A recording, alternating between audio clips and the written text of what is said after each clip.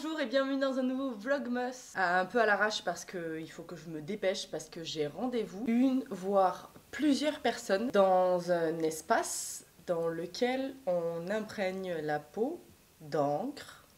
C'est quelqu'un que j'ai rencontré quand je suis arrivée à Lyon. Ça faisait quelques mois que je venais d'arriver et en fait j'avais envie de me faire tatouer. Et c'était un gars que je suivais depuis un moment et il vivait à Berlin. C'est marrant parce qu'on s'est retrouvés à déménager un peu en même temps et on s'est rencontrés comme ça, c'est-à-dire qu'il a fait 2 projets sur moi et depuis il a pu ouvrir son shop à Lyon. C'est un peu normal de lui rendre hommage parce que c'est un peu le premier tatouage que je me suis fait quand je suis arrivée à Lyon. Ça tournait la page d'une grande histoire avec le tatouage que j'ai commencé à Montpellier. Je suis trop contente de pouvoir mettre en lumière son travail et le travail de toutes les personnes avec qui il bosse. Aujourd'hui, on va le rencontrer, on va rencontrer les autres tatoueurs qui sont dans son shop. On se retrouve là-bas. Il faut que je me dépêche, il faut que j'y aille en vélo et il fait très froid aujourd'hui.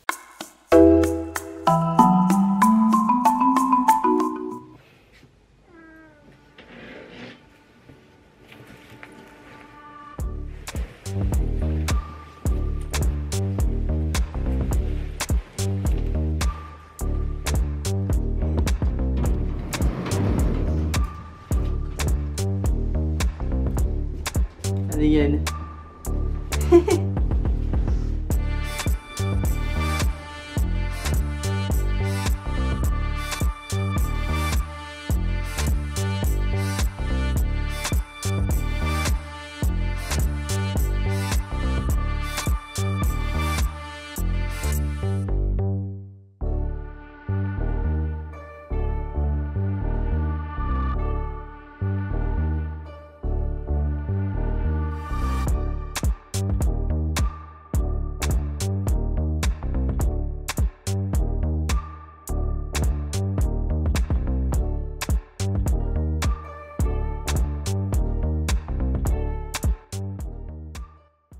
Je trouvais ça rigolo comme histoire parce qu'elle était la première personne qui m'a tatoué après un seul tatoueur qui m'a tatoué presque tout, tu vois.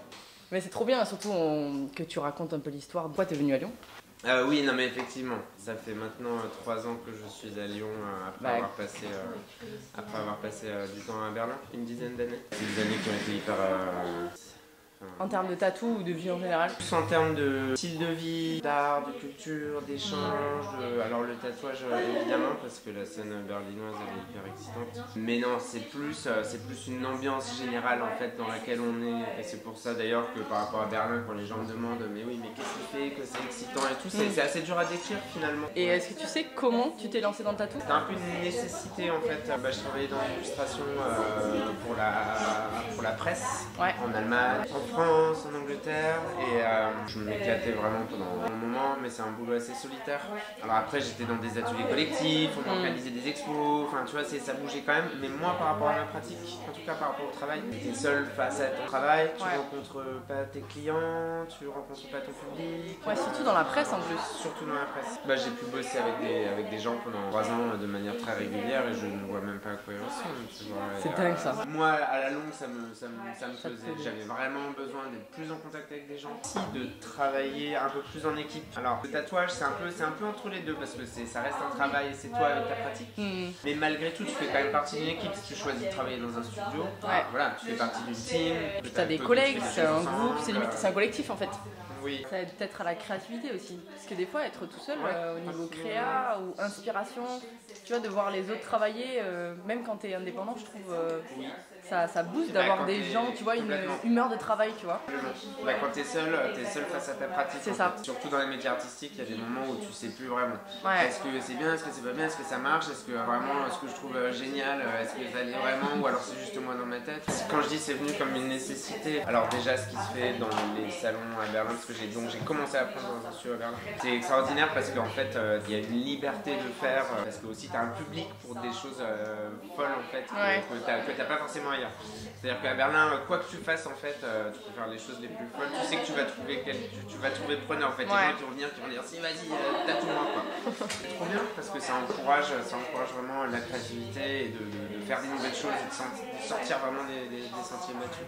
Et après je pense que quelque part j'ai eu la chance d'avoir appris dans le studio, me correspondait vraiment. On est d'accord que là finalement toutes les personnes que tu as avec toi c'est des personnes qui font du handpoke ou pas? Sauf Sophie. Ah c'est vrai? Ouais, moi c'est pas du handpoke. Ok. ok. Finalement, t'as plus envie de te faire tatouer. Oh, tu sais, la machine, je l'ai vécue toute ma vie. Et donc c'est rigolo, moi j'aimerais bien savoir pourquoi t'as choisi ça, choix de technique de tatou. C'est un peu un hasard. C'est vrai? C'est un peu un hasard. Mais t'as déjà testé la machine. Et voilà, j'ai fait une sorte d'apprentissage. Après, comme ça faisait longtemps que je dessinais, l'apprentissage c'était pas l'apprentissage façon traditionnelle quoi. Et le handpoke c'était un peu un hasard, c'est que en fait je bossais quand même dans un gros studio. Majoritairement les gens travaillaient à la machine. Aurélie qui a créé en fait Unicat, le studio dans lequel je travaillais, bossait au handpoke. Et elle m'a suggéré au début, elle m'a dit bah tiens je pourrais commencer par le handpoke. Au début, je lui ai dit oui, un peu pour lui faire plaisir. Et finalement. Et assez rapidement, ça m'a beaucoup plu. Je réadaptais mon langage graphique. En fait, il faut redessiner par rapport à la technique. Enfin, tu vois, tu peux pas faire les mêmes choses au oui, la bien machine. sûr. Ouais, par rapport au dessin, voilà, j'ai un dessin où il fallait que j'enlève des détails, que j'aille à l'essentiel pour créer des motifs comme ça qui techniquement seraient tatouables au handpoke. Et en fait, j'adorais. Finalement, ça m'a beaucoup parlé. Assez rapidement, avoir du boulot aussi, et après t'as le boulot qui vient, tu continues à bosser dans cette direction, tu développes ta technique, finalement je suis resté dessus. Et aussi, je trouvais que c'était une particularité, alors j'aimais beaucoup l'expérience, c'est-à-dire de bosser plus doucement, plus silencieusement aussi. Ici, il y a énormément de tatoueurs, il y a énormément de bons tatoueurs. Et d'avoir cette particularité-là, en fait, non seulement j'adore cette technique, mais en plus une petite particularité quand même par rapport à ce qui se fait en général. Et donc voilà, tout ça a fait que ces 5 dernières années, en tout cas, j'ai travaillé. Alors la plupart des tatouages se font avec une machine. Monter et descendre l'aiguille dans la peau.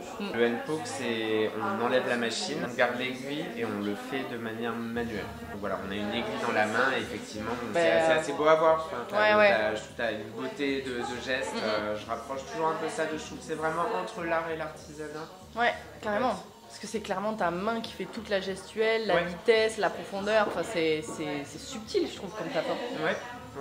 Alors récemment, j'ai eu envie, malgré tout, de développer aussi dans le tatouage, d'apprendre la machine. Donc c'est quelque chose que je me sens parallèle. Cool. De toute façon, il ne faut pas de limite à son boulot, j'ai envie de dire. Si jamais à un moment tu veux te lancer dans peut-être d'autres. Bah ouais, non? Ou à son art, j'ai envie de dire. Je pense que si tu veux te lancer dans peut-être des plus grosses pièces ou. Exactement. J'imagine que c'est pour ça, non? C'est pour ça. C'est des limites que je trouve maintenant. Et c'est effectivement l'envie de faire aussi d'autres choses. C'est un peu plus élaboré, de revenir à un type d'illustration que je faisais. C'est normal, hein? Oui, évoluer bien sûr, dans son boulot. Et c'est génial. C'est génial, juste d'apprendre en permanence. Là, c'est hyper excitant. Tu nous as pas présenté le lieu, peut-être que tu peux nous faire une mini-visite, expliquer depuis quand vous êtes là. Oui, avec plaisir. C'est un lieu que j'ai trouvé il y a 1 an maintenant, période de transition quand j'ai récupéré le lieu pour faire les travaux. Parce qu'en fait, ce n'était pas du tout comme ça. J'étais bien entouré, d'ailleurs par un super artisan. Alors, il est architecte, vraiment doué dans ce qu'il fait, il s'appelle Atelier Rivière. Ce lieu existe comme ça. Alors, ça a été. Évidemment, on a partagé les idées et tout, mais le lieu existe tel qu'il est en grande partie grâce à lui. Tant dans la conception que dans la réalisation, parce qu'il travaille aussi le bois. On a ouvert en mars, et à la base, quand j'ai ouvert, il y avait donc Alizé et Claire qui étaient avec moi, et Sophie qui nous a rejoint un peu de temps après, qui nous a envoyé un message dans le lieu. Parce que tu vois, c'est l'esthétique et fonctionnelle en fait. De ouf. En fonction de la lumière, et en fonction de la tranquillité aussi. Bien sûr. De voir derrière. On y a mis beaucoup de cœur. Enfin, quand c'est ton lieu et que d'un coup c'est ta vision aussi. Là, il y a une ambiance un peu cocooning, chaude avec les lumières. Oui. Et après, en même temps, c'est normal, il faut pouvoir travailler les couleurs, les détails et tout au niveau de la lumière là-bas. Vraiment envie d'une ambiance chaleureuse. Travailler même pour recevoir les gens, non? Exactement. Pour qu'on soit bien ici, là, sur les tables de travail, on pousse au fur et à mesure, on a rempli d'objets, de dessins et ça apporte vraiment c'est de canon. chaleur. Et effectivement, après, c'est le travail des lumières en fait, aussi d'apporter de la chaleur. Alors, les lumières et le mobilier, évidemment, c'est un ensemble, mais les lumières, je trouve que ça joue beaucoup. Donc, effectivement, là, c'est lumière chaude, alors que de l'autre côté, c'est vraiment fonctionnel. On a besoin de bien voir en fait.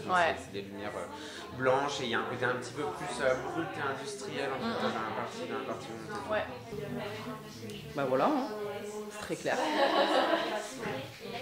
On a pris le temps de discuter avec l'équipe et puis l'heure est arrivée. Ce fut mon tour de me faire tatouer par Sophie.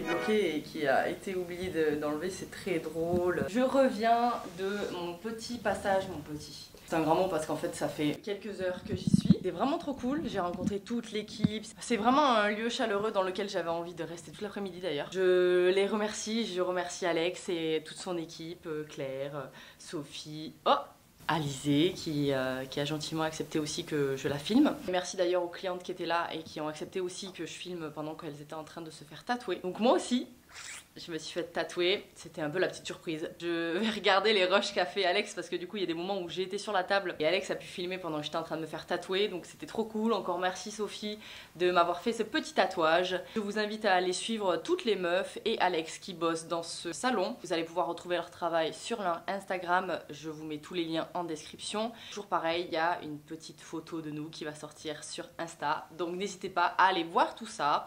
Et sur ce, j'espère que ça vous a plu, d'avoir un petit peu de cet univers-là qui me touche depuis quelques années. Maintenant, le tatouage, c'est quelque chose qui est ancré sur moi depuis longtemps. C'était rigolo d'aller voir un nouveau shop qui a ouvert depuis quelques mois déjà. C'est cool de leur donner de la force parce que c'est pas si simple d'être un artiste, que ce soit quand tu crées quelque chose avec tes mains ou quand tu réalises quelque chose sur la peau des gens. Mais n'hésitez pas à offrir un peu de sous à vos connaissances pour qu'elles aillent se faire tatouer parce que ça fait grave un truc cool qui ressortent de cet investissement. Avoir quelque chose sur la peau, c'est un truc qui est ancré à vie. J'ai un peu l'impression que mes tatouages aujourd'hui, ils font partie de moi. Je me vois mal sans. Ils font partie de ma personnalité et de mon être en entier. Je peux comprendre qu'il y en a plein qui ne comprennent pas cet art, qui ne comprennent pas pourquoi, à quoi ça sert.